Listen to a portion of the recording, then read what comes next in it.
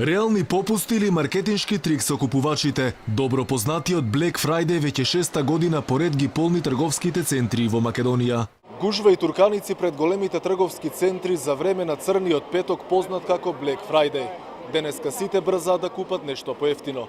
Еве е атмосферата во еден од најголемите трговски центри во Скопје.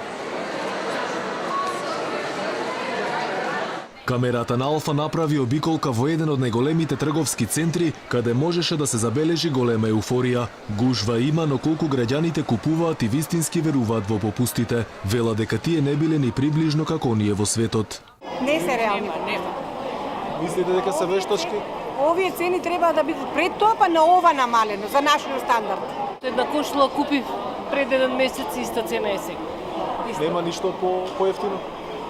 Па не сум видела све, ама мислам не. Народот едноставно сака. Ова го сака. Верувате дека има попуст денеска? Не, дефинитивно. Потрошувачите вела дека уште од утринава биле пред дуќаните. Газдите пак се свесни дека кај луѓето постои лоша слика за црниот петок и за попустите. Менаџерите вела дека попустите биле реални и додаваат дека граѓаните барем засега тешко ќе ги доживеат американските цени. Објаснуваат пазарот таму и овде биле сосема различни. Вела дека тие прават се за да обезбедат ефикасна услуга за сите.